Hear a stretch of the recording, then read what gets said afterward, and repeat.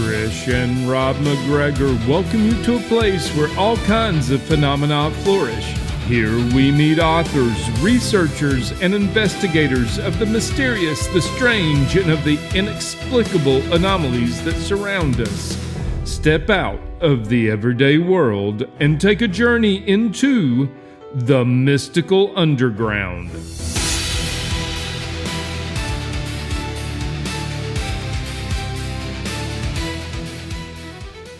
Welcome to the Mystical Underground. Thank you for joining us. This is Rob McGregor and Trish McGregor and our producer and tech magician, John Posey.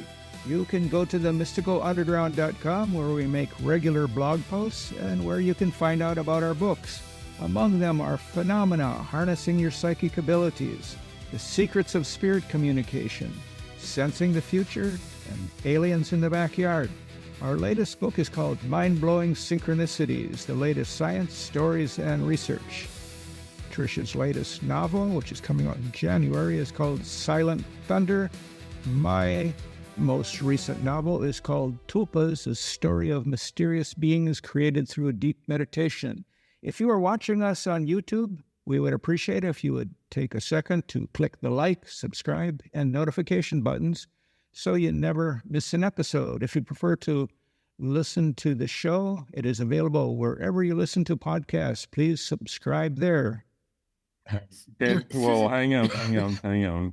And I hate it, Rob, but can we start again? I couldn't hear him. Yeah. You couldn't hear me? So, Really? yeah, just lean into that mic and let's... Sorry, Susan. Sorry, we'll try it again. But yeah, I was maybe I can make this work, but Really? as long as we're as close as we are, let's try it again. So Okay. That's better. All right, 3, 2, 1.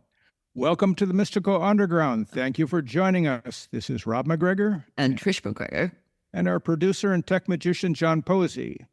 You can go to themysticalunderground.com where we make regular blog posts and where you can find out about our books. Among them are Phenomena, Harnessing Your Psychic Abilities, The Secrets of Spirit Communication, Sensing the Future, and Aliens in the Backyard. Our latest book is called Mind-Blowing Synchronicities, the latest science, stories, and research. Trish's latest novel, which is coming out in January, is called Silent Thunder, and Rob's most recent novel is called Tulpas, a story of mysterious beings created through deep meditation.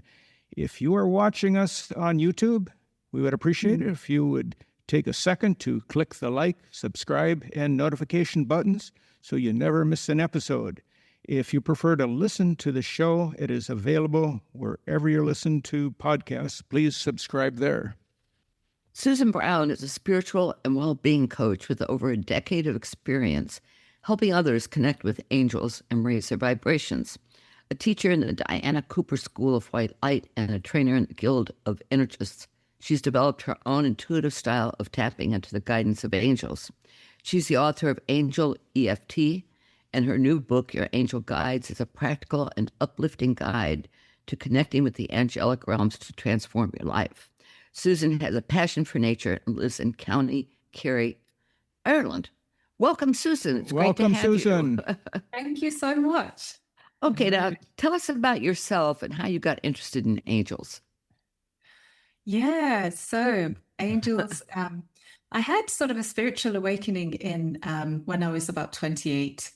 And I was brought up with a very open-minded spiritual mom who was a yoga teacher and taught me about energies from a young age. And we did a Reiki training together actually in 1998. But everything went quiet for me on the spiritual front for a while. And then whoosh, in 2008, around that time, I had experiences of messages kind of coming through me. And I didn't know what they were at first, but I started really hungering for information about the chakras, angels, energy, and it was just so fascinating. And when I realized that it was angelic messages, it just opened everything up. And when I found the Diana Cooper School, that was a real expansion in community, and it was amazing. Well, what is the Diana Cooper School? I'm not familiar with it. Okay, so Diana Cooper is a international best-selling spiritual author who writes about the angels. She's been writing about the angels for decades. And she decided to put a school together to help people learn to spread this information, and it's a really grounded, really earthy school with teaching really amazing cosmic things, angels and dragons, and there's all sorts of topics taught, amazing topics. But she gives you a really good foundation in how to run workshops, the practicalities, and how to help people open up to the angels in the angelic realms. Yeah. Here's a very basic question. What is an angel? Have angels ever been human? Oh, no. Angels have not been human. So they don't have free will like humans. They're these beings of light sent from source to assist, and they just love to help us. So everybody has a guardian angel. Lots of people have heard of the guardian angel, whether they believe in it or not.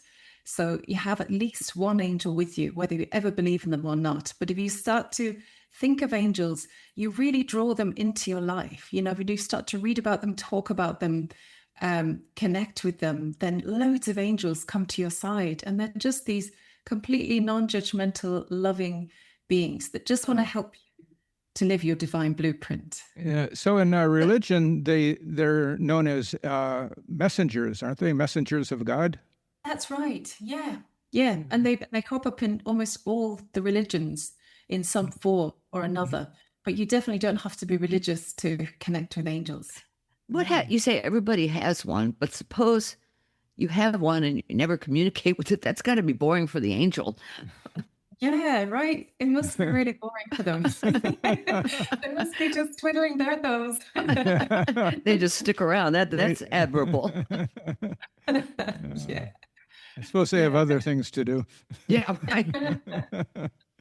Well, they just keep trying, I guess. They can't step in unless we ask them, but they do try to help us as best they can. Do you think they have wings, or is that just something depicted in art? That's a really good question. So I sometimes see them with wings, but I think they show me this image because it's like so traditional and it's something that I'll recognize straight away. But they also sometimes appear to me like orbs of light or like almost star-shaped light beams. Yeah. Well, I mean, did they, when they started appearing to you, was it after you started communicating with them?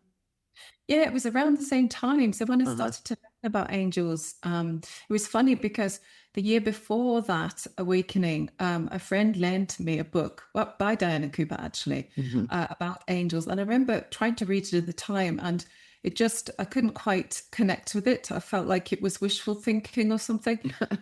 But a year later, I couldn't have felt more differently. And that same book was invaluable to me. But it's just funny. It was just timing for whatever reason. So do you need to be psychic to connect with angels? That's another really good question. I reckon that we probably are all innately psychic, but we just either don't know it, don't recognize it, or don't use it. I think that this is just innate in all of us, and maybe we haven't got it switched on yet. Some people haven't got it switched on yet. I don't think it's a particularly special or unique thing, although people would have always thought of it that way. I think we can all connect with our angels. So maybe that means we're all psychic. It's interesting. You said it happened to you when you were 28. Yeah. Because astrologically, that's your first Saturn return. Oh, cool. So that only happens 3 times in your life, 28, 56, and then I think 99, something like that. But so that's amazing. interesting. I didn't know that. Yeah. Huh. Did it change your life, or how did it change your life? Changed my life in so many ways. I was like, I had all this help all along and I didn't know. And I just started to heal so many things in my life. It's like a big cleanup began.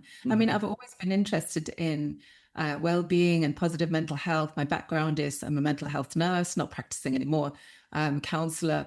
I've always been fascinated with how to improve and heal myself, but also to help others. That's been my life's work.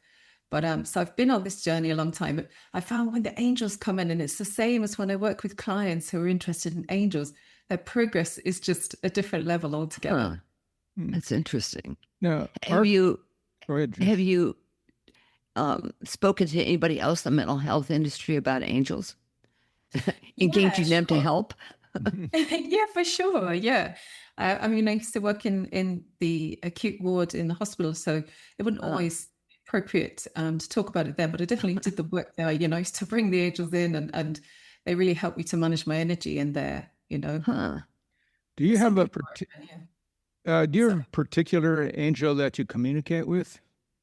yeah, there's a few. I mean, I work with Archangel Michael a lot, Archangel Metatron, Archangel Raphael, Archangel Gabriel. I had this lovely experience this evening with Archangel Gabriel. I was having a little rest, and it was like I could see a snowstorm almost around me, and it was just like feathers. And I was like, oh, that's Archangel Gabriel coming in. And so I work with lots of different ones, but yeah, those are some of the main ones. What's the difference between an angel? I'm sorry, Rob. She talks. I think of questions. What's the difference between an angel and an archangel? Oh, so it's like a hierarchy. I mean, I know that sounds very old-fashioned, but I suppose the archangels are omnipresent, and they are almost like the managers. But okay. Very loving and brilliant managers, and you can have angels who work under the way of Archangel Michael, for example. And even our guardian angels might work under a specific archangel as well. So are all the archangels male? No, they're androgynous, but we tend to have male names associated with them. So Right. yeah. Okay. Yeah. Right. Okay, so when an archangel or when an angel is assigned to a person or just goes for the person, who decides that? That angel? I mean, why do angels choose specific people? Yeah. I mean, I think they incarnate with us throughout lifetimes. So I mean, they say your guardian angel is assigned to you before birth, but I really feel like it goes on for lifetimes. That's it. And this is an agreement with I guess your soul and source. Yeah. That's pretty cool. So is there any Rob, we need to get busy with our archangels. Yeah. Is there any particular way to ask and receive information from angels? Well, there's so many ways. And really, I would say to anybody starting out, anybody who's watching, listening, thinking, how do I start connecting with angels? Is just keep it really simple. Just call them in your mind. Angels, help me with this. Or, in my book, I talk about turning challenges into questions and inviting the angels in. So angels, how might I face this issue? Or how might I raise my vibration in this area? Or how might I raise my thoughts? And you can ask just angels generally, or you can say guardian angel, or you can say Archangel Michael, or whichever, to invite them in. So just calling them in your mind. But really, if you start to read about, think about, hear about, train, and, the more you kind of expose yourself to angels and learning about them, the more easy it is for them to connect with you because you're coming onto that vibration. Well, I've always thought of angels as just another more religious term for spirit guides. Is there a difference between angels and spirit guides? I feel there is. I feel that spirit guides have often been incarnated. So they might be deceased loved ones or ancestors or other beings, but they have walked on the earth. Right. And they have decided to be your spirit guide, for a time or for a long time. And some of them have very angelic energy, and people often say, oh, so-and-so is my angel, but they're like an angel, because they feel like an angel. They're on a very angelic frequency, but they're not, because they're different. Yeah, I think some. What sign are you? I'm sorry.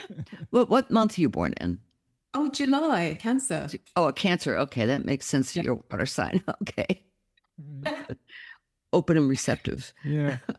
So is it okay to ask an angel about materialistic things like asking for money? Yeah, absolutely. And, we think about when we ask for money, we think about, well, why are we asking for money? You know, what are we looking for? If we're coming from a very ego place, like I want money to show off, Yeah, right. then the angels will step back from that. Right. But like money makes our life easier generally. So the angels want to help us make our life easier. Not so we have like an easy ride. That's not why we came to earth, to have this easy ride. But they want us to help raise our frequency so that we can live our highest blueprint, you know, our highest potential. And if having more money helps us do that, then absolutely, you know. Now, are people in Ireland receptive to angels, to the idea? Yeah. Well, Ireland still has a very high Catholic population, but a lot of people would have grown up with the guardian angel prayer. So they would have been, you know, they would have known that prayer. But yeah, there's a mix. Yeah, there's a mix. People, you know, there's a good mix across. Yeah. Yeah. Ireland's also known for fairies and wee people as well. And Yes. That's only the tourists. No, I'm just kidding. No. Ireland, yeah, is very, very much connected with the spirit of the land. And there's a real uprising of that lately, like people talking about it more and more. And That's good. the voice that the land itself has, you know, and the spirit of nature and the spirits in nature and so forth. So that's really coming to the fore now as people get more sensitive and, you know, coming into this new way of being. Yeah. In this area where you live, is there a lot of nature? Yes, absolutely. I live in the countryside. There are fields all around me. Oh, And cool. there's ocean just over a mile away. So it is a real nature spot. Yeah. Yeah. I was looking at go ahead, John. Oh, no, I was just asking a question. Do you feel like Ireland has a different sense for this than the UK, than England, that kind of thing? Do you think it's something that's specific to Ireland? Angels. Well, just the spirit of the whole thing. The interest in yeah. yeah. Uh-huh. Oh, I would say it's similar in that there's a good distribution of different beliefs and different interests. You know, I'd say that even though the culture is quite different, but I would say there's the same maybe amount of people that are interested. Yeah. Do you teach this? Do you teach about this also? Yes. Yeah. I run classes. I run workshops and I run courses, and I have lots of instant downloads as well on my website that are, you know, previous classes, recordings. Yeah. All of it online, or do you do it in person at all? I do in person as well. Yeah. So I do lots of shorter ones online, and then do face to face. Now, as well. can you ask your angel to help somebody else? I mean, is that all? Is that permitted? Yeah, it is. Absolutely. Now, everybody has their own free will. So, you know, it's then up to the angels and that person's higher self, whether that help can be received or not. But the worst it can do is nothing. So I always ask, you know, for someone else, if you're worried about someone, or, you know, you want somebody to change their mind about something or whatever it is, you can ask the angels. And if it's for the highest good, they will help. It creates a bridge of light. That's pretty cool. So it's like you always have an ally. Absolutely. And the angels love helping us. So we can't ask them too much. You know, it's not like, not her again. That's good to know. Yeah. Could you talk a little bit about vibrational frequency and angel connection? Yeah, absolutely. So I created a scale, a vibrational scale that goes from 0 to 10. And it's a funny shape. It's a little bit like an egg timer because it's wide at the top and the bottom and it's narrow in the middle. I put it in my book, Ask Your Angel Guides, and it's on my website as well. And I haven't got one to hand, of course, But 0 is like the worst we can possibly feel vibrationally, and it usually corresponds with mood. So anybody who finds vibration a bit hard to comprehend, think of it as mood, because they're really similar. So if you're in a really incredibly low mood, or feeling really terribly sad, that you couldn't get out of bed, you might be 0.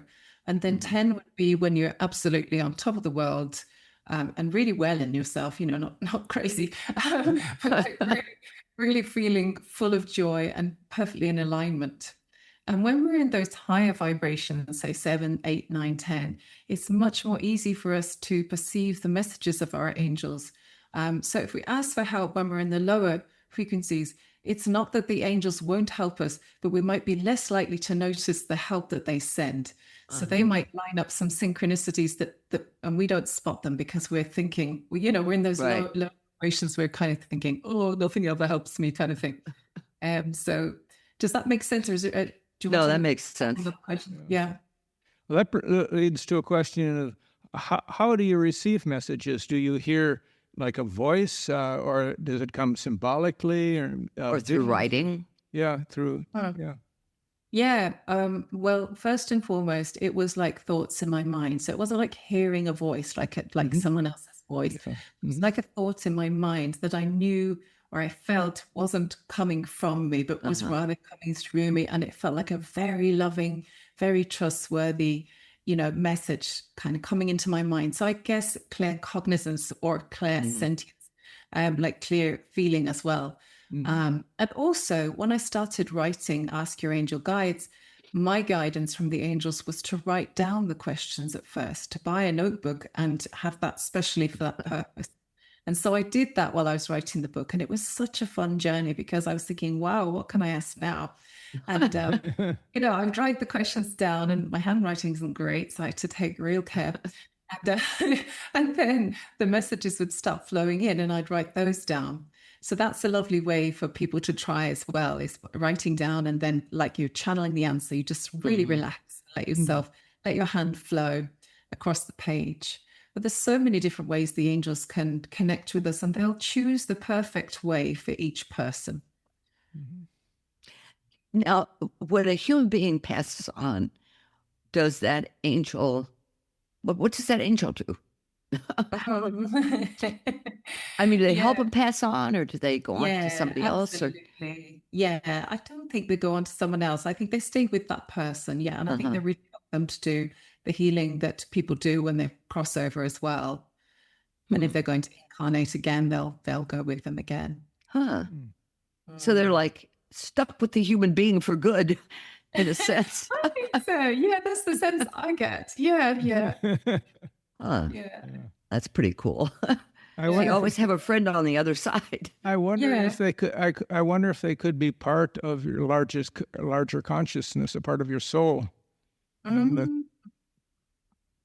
Definitely connected with your soul, but probably separate. The angels are not human, so they've come from source, and they're on a different vibration than us. So they would be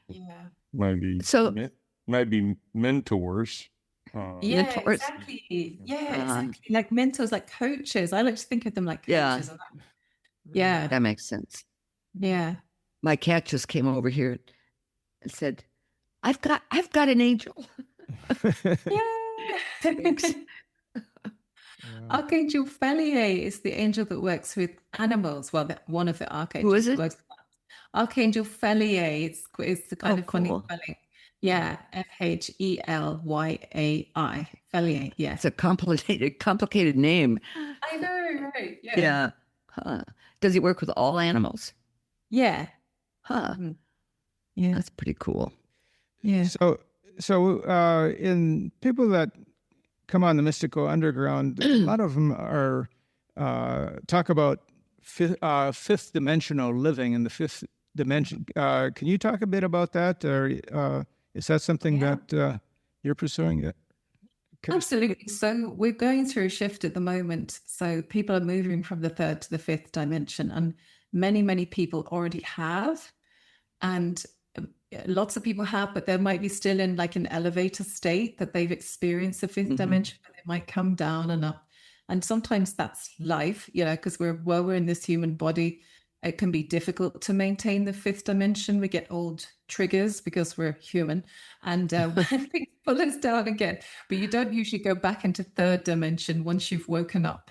You might go down into fourth, because third is like you don't really know anything spiritually, and your heart is very closed. But it's also like you don't know about all the stuff that's available to you. Mm. So more and more people are coming into the fifth dimension. And when we're doing our work, when we're stepping into our light and spreading our wisdom and kindness, we're helping other people to move into the fifth dimension as well.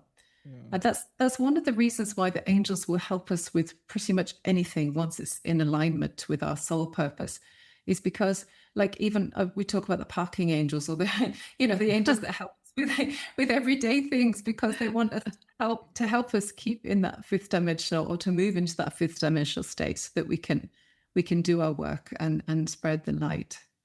Did it help you find a parking space? Is that? I always talk about this one because so many people have heard of the parking angels. Yeah, right. That's parking great. angels, yeah. Well, I love it. On the other extreme, can they help us in the world and dealing?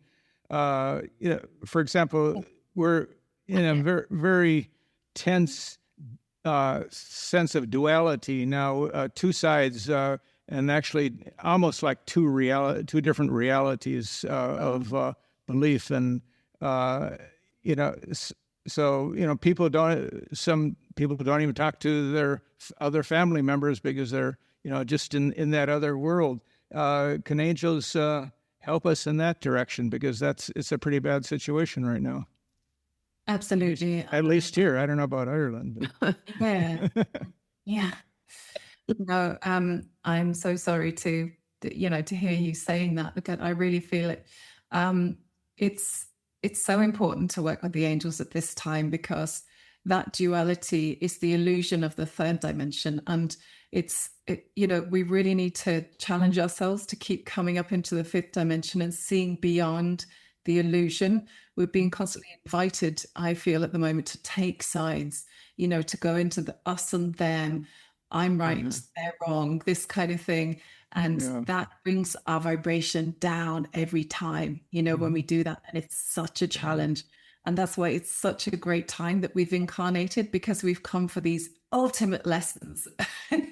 God. So super, super strong and powerful to raise our light and, see the light in people, even if they're behaving like complete and utter. I won't finish the sentence.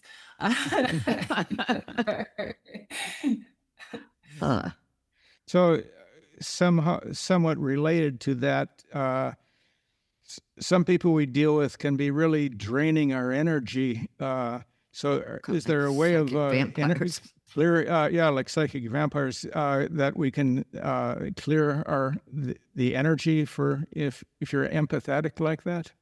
Yeah, it's a really good challenge when you meet somebody like that, because it's showing you to manage your energy, and it's showing you to protect yourself and also to cleanse yourself and not get sucked in. So the challenge of the empath is not to go around sponging up everybody's energy, right? Like that's what empaths do until they learn how to manage their energy. And even when they've learned, they sometimes forget and get caught out. So when you get caught out, you bring in the angels, ask Archangel Michael to cut the cords between you and that personal situation. And you can ask Archangel Zadkiel to bring in the violet flame to blaze through your energy fields. And there's so many lovely things you can do with the angels to clear and uplift your energy again and protect yourself. So you can protect yourself, but how do you help that person? Is there a way? I mean, how can you channel something to help that person? You can ask the angels to help that person, but you can't, I suppose some people have the right to be miserable, sick, or and unhappy and sick, bad, low vibration, or any of these things. They have the right to choose. So we can't take that choice away from them, but you're looking after your energy and raising your vibration is a huge inspiration to other people. Like when you step into your light and do your thing and spread your light, that is hugely inspiring to others. So that person that might have been driving you bananas because you want to change them, or you want them to cheer up or lighten up, or whatever it is you want them to do, just coming back into your own energy and really being the joy that you came here to be, can inspire them. And if it doesn't, it's not your fault. But I guess that's the point, is that how do you channel that energy to lift them out of whatever they're suffering, Yeah. Well, maybe they like suffering. Some people do. Well, some people do, but okay. Yep. And I would say ask the angels to help them, like just by calling them, angels, please go to so-and-so. And by doing that, you're creating that bridge of light. But if you keep asking repetitively, or you obsess, then you're creating a toxic cord between you and that person. And that's not serving you or them. So if you feel that that's happening, you ask Archangel Michael to come in and help you cut that cord so you can raise your vibration again, and just try to send the light and then allow yourself to detach as much as you can, because that's the way you'll be of most service and stay well yourself.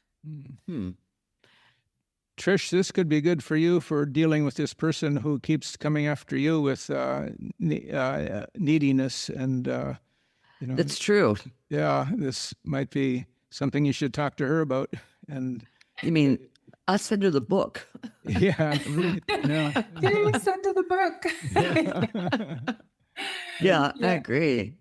She's somebody who she needs to help herself, though, Absolutely. And sometimes when we step back, that's when that person decides to do something, because people that are very needy and that pull other people's energy and draw, constant help, like a bottomless well, that people keep pouring help into. Yeah.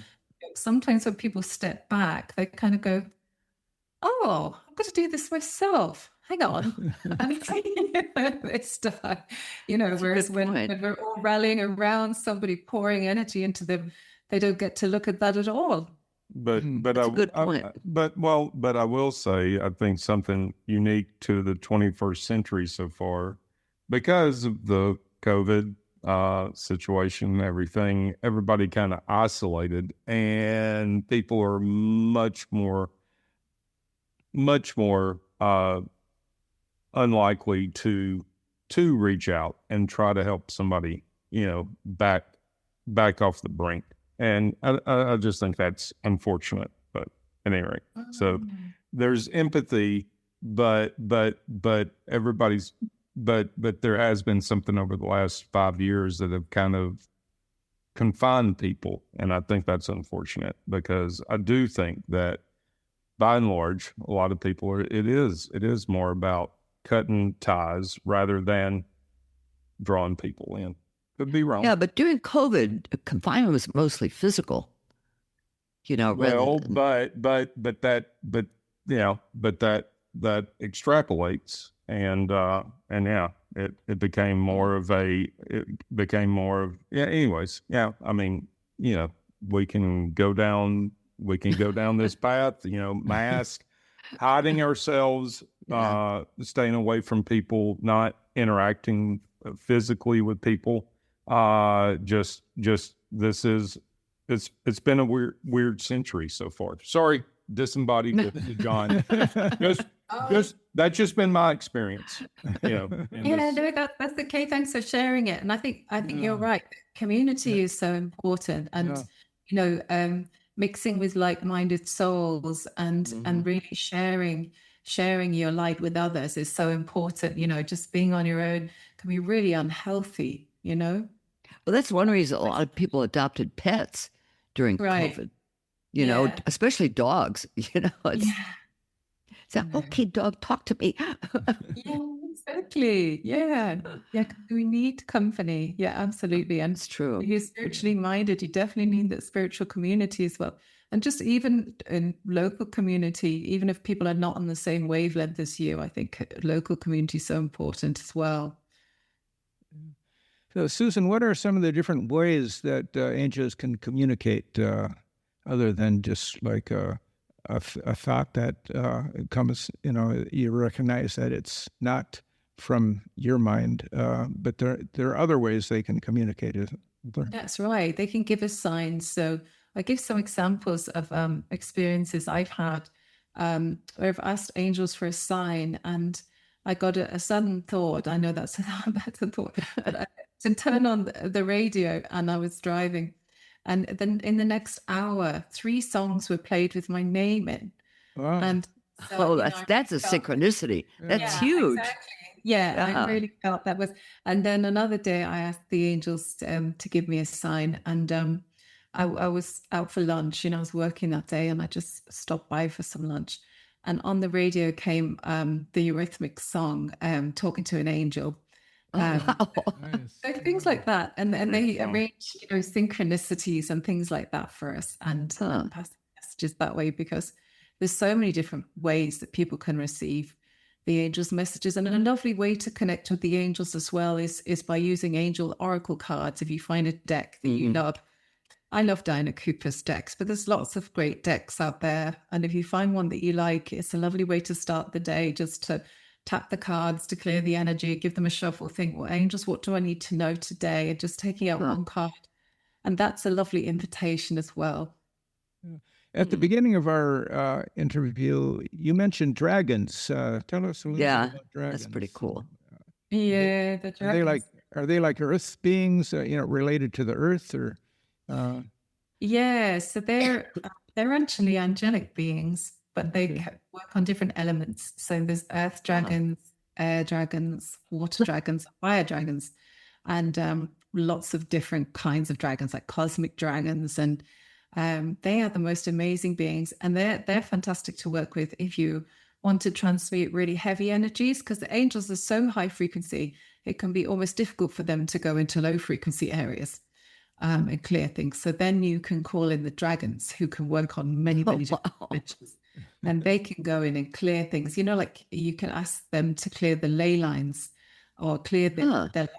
Like, say, if someone was having trouble with their home or whatever, they could ask the earth dragons to come in and clear the land under their home, you know, clear all the energy. Because if you imagine all the history under our feet right now, where we are in the earth, all the things that have happened, you know, on this very spot. So we can ask the dragons to come in and clear that. But I love working with the dragons. They're fantastic. Do they look like they're depicted? Yeah. I mean, have you seen? And breathing fire breathing. Yeah, fire dragons. And they're fantastic for transmutation. Like, if there's stuff that needs to be cleared away, you can call it the fire dragons, and you just imagine they're breathing their fire for everything, you know, to clear away the stuff. Yeah. Now, so you can see them. Yeah, like in your see them in my mind. Yeah. That is cool. Yeah. Now, do they have fire at the end of their tail?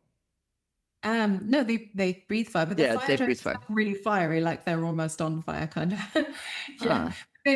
I'm sure they appear differently to different people, you know, like the angels show up in whatever way makes sense to us. Yeah. Here's a question. I think that's probably an important one, because when people might say, okay, I'll try this, and they ask a few times during the day, and they really don't pick up anything. How can they break through this blockage? Is it really more about belief, or is it something practice? They just need to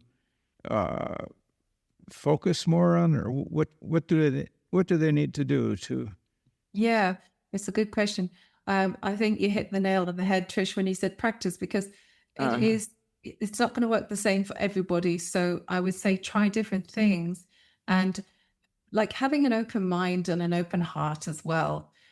So you mentioned about belief. You know, it's definitely easier to work with angels if you believe. You know, if you believe that they're there. It's much harder if you don't believe. But I mean, I can be, you know, a skeptic in my life as well. So, you know, sometimes I would have said, "Oh, angels, come on, if you're there, show me something." But yeah, definitely it's practice, and also surrounding yourself with things connected with the angels. So definitely books about the angels, like this one, Ask the Angel. And listening, you know, to things like this. We're talking about angels. and finding out more and more about the angels, it really welcomes them in. And I feel that people make progress that way. I've heard of people who for ages they were saying, oh, I haven't experienced anything, and other people are saying they saw this and they did that, or this happened for them, nothing happens for me. And then all of a sudden they'll say, oh, this thing happened. Yes. I would say just keep going and don't worry too much. When we get stressed, the angels, they might not connect with me, maybe I'm not cut out for this. Then we're lowering our frequency because we're getting to a point of worry, and it's more difficult for us to perceive the signs. I wonder, though, if it'd be harder to do that with dragons. I mean, I had a fire dragon, I had an earth dragon, how do you do that? Oh, yeah. Well, I guess it's with what resonates, I have always loved dragons. I remember as a child finding them a bit fascinating. Now, in our culture, dragons are a bit scary, whereas in Eastern cultures, they're magnificent, amazing beings. And I understand that that's what they are now too, that they're these wonderful helpers of the angelic realms that you can work with in so many different ways. So I guess it's follow your instinct. There's so many helpers available. Pick the ones that resonate with you and work with them. Hold them. Enjoy it's so interesting. I attracted this guy who has a story about a dragon. That's why I'm curious about what you're saying about dragons. And this guy's, it's a metaphor for, I think in his book, it's a metaphor for Christ. But the way he does it is it's so strong. This guy, this dragon comes to Earth in a golden egg, and he's found by this tribe of donkeys, and he's raised as a donkey, and he knows he's really different. It's just a fascinating story, but that's why I was wondering. And I asked about the flame at the end of his tail because he had one. Amazing. Yeah. That sounds wonderful. That's interesting. You're talking about dragons. And okay, I'm going to find my dragon, Rob. Right. Yeah. Yeah, because there's Diana Cooper talks about a golden Christed dragon as well. Oh, really? That's interesting. Okay. I got to get her book too, I think. Oh, yeah. I love her book about dragons. I love her books anyway, but the dragon book is just fascinating. Dragon cards as well. So tell us about what happens when you have a group you're teaching. What dragons come out? What do you lead people like in meditation, or how do you work with them? Workshop. Do you mean with the dragon workshop? Not any workshop, angel workshop. Yeah. Yeah, so I do. The online ones I tend to have as an hour-long class, and I'll deliver that on Zoom, and we'll do meditations. I'll talk a little bit about whatever the topic is. Usually have a theme, and it could be the angels or dragons or, another topic. And then we'll do visualizations, and the visualizations will be very active. So you'll be doing spiritual work in the visualizations, like clearing, bringing in new codes of light and upgrading the energy fields. Yeah. What about the dragon workshops? What do you do there? I'm curious about this. Yeah. Well, one of my most popular dragon workshop replays is Make Your Home a Portal of Light. That's with the dragons. And there's one about the rainbow dragons as well. Cool. So yeah, there's lots of different lovely topics. So Make Your Home a Portal of Light is very popular. And you can just, leave it playing in the background as well. Obviously the first time you want to do it and be present, but it's a lovely clearing one as well to raise the frequency of your home. So they could do lots of different things. Yeah, the dragons. Now, do you advertise the Zoom ones on your website when you have absolutely. These? Yeah, and I have a newsletter, and I'll send that out, and I'll pop it on my social media pages as well, on Instagram and Facebook. I think I'm going to tell this guy about your dragon workshop. I think he'd love it. Yeah, it sounds like it. Oh, yeah. Yeah. Well, I'd like it too, but I'm just saying, I think he would really love it. Oh, awesome. Yeah. So do you ever work with children or talk to children about angels? Or No, not so much. I've done work in schools with creativity and nature more so, but not so much about the angels, no. Yeah. So I was just thinking about that. Children are much more open than adults because they haven't been, processed by the everyday reality so much. One time we had a friend of Trish's, Carol Bowman, who does past life regressions, and she came to our house. So we had a group of people come, and our daughter was younger then, had several of her friends, and all of that were led into meditation, hypnotic regression, and these kids all came up with past lives. The adults are looking around. It was incredible. Where are they getting this from? I mean, they're raising their hands, and it's so natural to them. They don't have all the layers that right, have life, like you said. Yeah. So how about? Do you have any rituals you do related to angels in your daily life? Yeah, I love to light a candle, and I love to pick a few cards and set my intention for the day. I'm always harping on about intention, and I use the cards to just gain insights about anything that maybe I need to know about the day. You're talking about the angel cards. Yeah, angel cards. Also dragon cards, I use the dragon cards as well, and unicorn cards.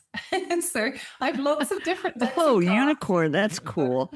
I know, they're amazing. Yeah. Now, is that part of the angel realm, unicorns? Yeah, absolutely. Yeah. So they appear to us like horses with radiating light, their third eye, which looks like a horn. That's how they appear to humans. But there's these amazing light beings on the angelic realms that help us with our soul learning as well. They're a similar job to angels, but more about our soul. That is cool. Do you have one in your backyard? Actually, I do. I have a unicorn portrait in my backyard. Do you? Yes. It's funny. Yeah, I love standing in it or sitting in it. That's great. I guess it might help for people who might be somewhat skeptical that if they just have an attitude of curiosity, to see what's going to happen and be open to it. That seems to be important, because if you're just putting up, if you want to prove that there are no angels, you can certainly do it by just putting a barrier around yourself, and that's what people who are super skeptical of psychic phenomena do. And there's no way that you can give a reading to them and that it means anything to them, because they have such a barrier to having an experience, I guess, like that goes beyond their everyday awareness, I guess. Yeah, and arguably, I suppose that's back to fear, isn't it? It's a fear of the unknown. That is. Fear of things we can't control or explain. Yeah. So it's coming from a place of there, and so I guess we try to be compassionate about that if you meet it, because it can be, I guess people can be a little bit offensive maybe if they're very, very against and questioning and stuff, but that's really where it's coming from, is likely to be fear. Now, in your workshops, do you have to deal with people's fears?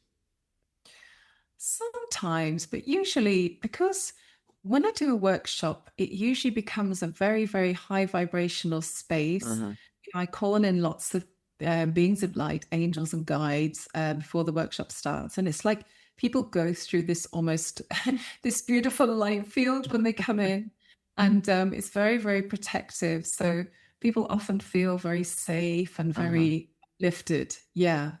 And we do a lot of work with Archangel Michael at the beginning as well to help everybody feel protected, protect their energy and protect the space. Is he the most powerful archangel? Well, certainly for protection, I think. Yeah. He's like the bouncer. The bouncer. The bouncer, yeah. I love it. No, he's like the spiritual bouncer, all of it keeps all the lower frequency stuff out. It helps us to clear away, any gunk that we've absorbed. Yeah. Huh. In Christianity and Catholicism, which Trish and I kind of grew up with, there's there are angels, but there's also fallen angels we have heard about. Can you talk about that? Do you believe? I never bought that. A lot of that stuff I never bought. They sell. Hey, I have to say, I'm not very knowledgeable because I don't buy it either. And it doesn't appeal to me, so I've never really put my attention on it. Yeah. Right.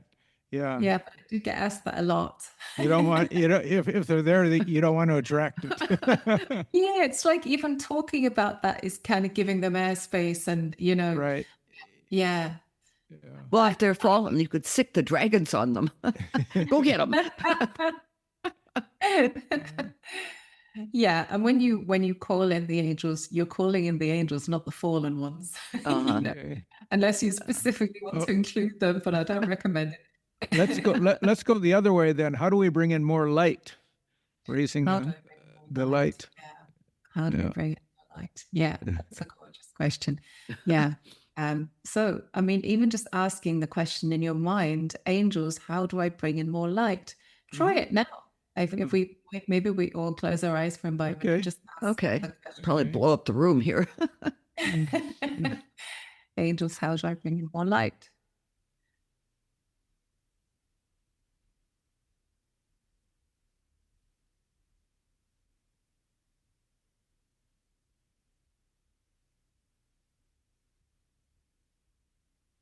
And if anybody wants to share anything, please do.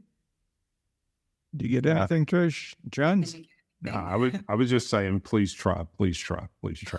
Hey, you don't want the dead air, right? You can cut out the dead air. But also, I don't like the idea of a bouncer. I would like the idea of folks. I would like the idea of the angels trying to bring folks in to the light. But anyway, that's the please try. That's the please try. Just please try. One thing I noticed was that sounds were clearer, which may not have anything to do with light, but... Yeah, sounds are clearer. So it was like a sensation changed. Yeah, a sense change. Yeah. Mm-hmm. Awesome. And Rob, what happened for you there? I just got very quiet, and I didn't really pick up anything. Yeah, that's okay. I just instantly felt more relaxed, and I felt like the message was sometimes to slow down. Like when we're rushing, we're tense, and it's harder to be in our light if we're feeling it. That's kind of the message that came through for me just now when I asked that. But I would say, pardon? No, I guess I was the one that was rushing. Please try. But, I just want to go back to your point about the bouncer. The bouncer is not about keeping people out. It's about keeping lower energies out. So, and gunk and stuff that we don't want in our space. It's definitely not about keeping people out. Yeah. But can we move beyond these conflicts so that these people disappear from our lives that are that are there, and that are living on like what we would think would be a lower level, but they might think the same thing about us. I don't know. I would rather change their lives, but go ahead. Yeah. Right. Yeah, I guess our mission is to be in our own light and to try to rise above judgment and this separation consciousness, because the truth is oneness consciousness, that we're all connected, no matter how people appear, how they seem to be behaving. Everybody's coming from their own perspective of what feels real and right to them. But the truth of their soul is light. and that we're all connected, all around the planet, every single person, no matter what anybody's up to. We're all connected in this. Yeah. Even though in our everyday life, it seems like we're all disconnected, or there's a lot of disconnection, on the bigger picture is that, yes, we are all interconnected. Yeah, absolutely. And the more we, I guess, meditate, work with the angels, raise our vibration, work with our light, the easier it is to tap into that and to make it stronger for ourselves. We practice it and really, really tune into that. Yeah. Susan, you should go into politics and teach this stuff. That's what these politicians No, need to know. don't go into politics. Don't. No, but to teach them about the light, how you lift yourself and others. I'm sure there are some politicians who are, I'm not. Others. Maybe there are. Yeah, I think there are some who are a little uplifted. Related to that is the question is this is a good one for the angels, is how do we avoid getting triggered by other people? And when I ask the angels, how do I avoid something? They ask me to rephrase the question. Oh, really? Okay. That's funny. Good answer. Yeah. Yeah. So how do I avoid something? I think of its opposite. So how do I avoid getting triggered? What's the opposite to being triggered? How do I maintain peace, inner peace? Yeah. Right. Empathy. Right. It's empathy. Yeah, empathy. Right. Yeah. Okay. So how do I expand empathy within myself? How do I create more empathy within myself? Angels, how do I create more empathy within myself? And if you get into the habit of asking these questions, it gets easier and the answers come more freely. Right. By just trying the first time, it can be a little bit like what's happening, but get into the habit of putting those questions forward. But yeah, creating more empathy. Always think of what you want to create. If we think of what we're wanting to get rid of, then our mind just goes, oh yeah, trigger, judgment. It starts. Yeah, that's true. We can't help ourselves. That's the way the mind goes. So the angels help us to work our mind in the best way possible, our higher mind. That's interesting. Yeah. Hmm. Thank you for joining us. This has been great. I've learned a lot. Thank you so much. I've really enjoyed it. John, when will this go up? Do you know? Well, yeah, as usual, that's a good question. Ask the angels. Yeah, it's I think it's 2 weeks from now. Okay. But yeah, well, 2 weeks from Sunday. And I'll send you the link, Susan. And you have a web. So much. You have a website that people can go to? Yeah, tell them about. Yeah, Website. it's angeleft.com. So EFT stands for Emotional Freedom Techniques. Angel EFT. Ooh. Oh, okay. Yeah. I was wondering about that, EFT. Yeah. Nice. Yeah, and the book is out in America and Canada right now, and it's called Ask Your Angel Guides. Right. I got one right here. Mind, you got one. Awesome. Fabulous. And I'm on Instagram and Facebook if people want to say hello over there as well, and YouTube as well. Are you on as yourself? Or Yeah. Yes. okay. Yeah, exactly. If you type in Susan Angel EFT into Google, all those things should come up. Okay. Great. All right. Well, this was so much fun. This is fascinating. Thank you very much. I Appreciate think you should be the heart of every party, every gathering. Thank you so much. I think the world would progress a lot faster if you were. Oh, thank you. Thanks so much for coming on. It's been great. Yeah. Thank Okay. Take care. Bye now. Have a good night. Right, bye now. Take care. Bye. Thanks for joining the Mystical Underground. Visit www.themysticalunderground.com for the latest blog post and book info. Subscribe to the podcast on Apple Podcasts, Spotify, Stitcher, Google Podcasts, or your favorite podcast app. Listen to the podcast at podcast.themysticalunderground.com. Follow Trish and Rob on Instagram at Trish and Rob McGregor. Follow us on Twitter at The Mystic Cast. Send email to podcast@themysticalunderground.com. And until next week, Thank you for listening, and stay mystical.